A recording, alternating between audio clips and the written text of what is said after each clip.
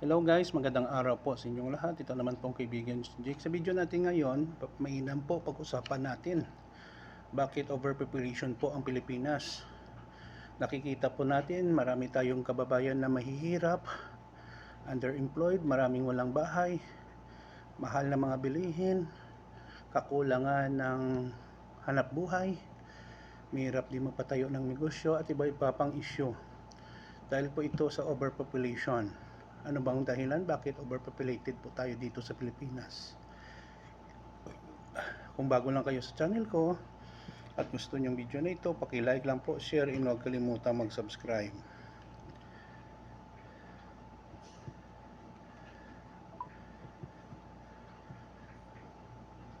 So ano ba ang mga dahilan, no? Bakit overpopulated ang Pilipinas, no?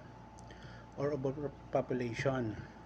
Ang overpopulation ng Pilipinas ay resulta ng ilang salik na nagtutulungan sa pagtaas ng populasyon ng mas mabilis kaysa sa kakayahan ng bansa na maglaan ng sapat na resources.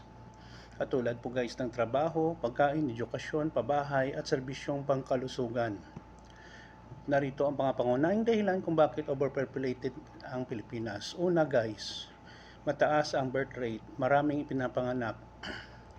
Ayon sa datos, kahit bumabagal ang growth rate, marami pa rin ipinapanganak kada taon kumpara sa ibang bansa. Totoo yun guys. Every year, maraming ipinanganak dito sa Pilipinas. Iba nga itinatapon na lang no, kahit saan. Ayaw nilang alagaan ng bata. Nakakalungkot, tinatapon sa basurahan or saan. Cultural factor, maraming lugar ang pagkakaroon ng maraming anak ay tinuturing na yaman or blessing. Blessing nga kung kaya mong buhayin, kung hindi blessing, nako problema. Maagang pag-asawa at kakulangan sa sex education ay nag-aambag din. Ikalawang dahilan, kakulangan sa access sa family planning.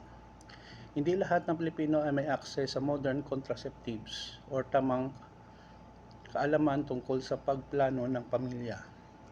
Sa ilang lugar, pinipigil pa rin ang reproduction health programs dahil sa reliyosong paniniwala o lokal na pamahalaang hindi sumusuporta.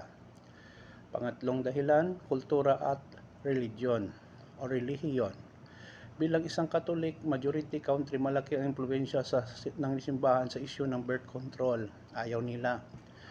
May stigma or takot sa paggamit ng condom, IUD at iba pang contraceptive methods dahil sa paniniwalang ito ay kasalanan.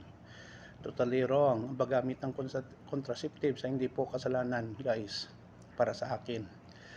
Pang-apat, mahabang life expectancy. Umahaba ang buhay. Dahil sa pagbutin ng healthcare, mas tumataas ang bilang ng nabubuhay ng mas matagal kaya tumataas ang kabuang populasyon. Very true. Ikalimang dahilan, kakulangan sa edukasyon at trabaho. Sa maraming mahihirap na pamilya, ang mga anak ay tinuturing na asset or katuwang sa hanap buhay. Halimbawa sa sakahan, pag-alaga ng kapatid o pagtulong sa negosyo. Kakulangan sa oportunidad, ang kabataan ay mas nagiging paulit-ulit ang siklo ng maagang pagbubuntis. Pang-anim na dahilan guys, bakit overpopulation ng Pilipinas? Hindi pantay ang pag-unlad. Habang urban areas gaya ng Metro Manila ay umaapaw sa tao, ang ibang lugar ay kulang sa resources. Dahil dito, lumilipat ang mga tao sa lungsod na lalo pang nagpapalala sa overcrowding at urban poverty.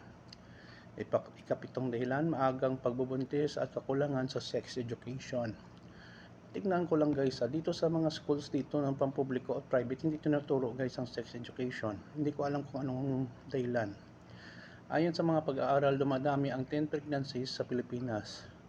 Ang kakulangan sa komprehensibong sex education isa sa mga pangunahing dahilan. Yan po guys ang mga dahilan kung bakit overpopulation ang Pilipinas guys. May makukuha po tayong aral dito.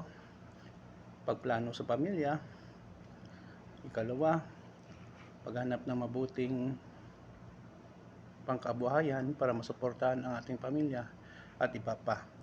Kung may comment kayo sa video natin, pakilagay lang po sa comment section ng ating video. Maraming salamat po sa inyong pakikinig. at pagsunod sa channel ko. Please like, share, and huwag kalimutan mag-subscribe guys. Mahal ko kayo. Kita-kita po tayo sa susunod na video. Ito naman po kaibigan nyo si Jake. Paalam. Love you all.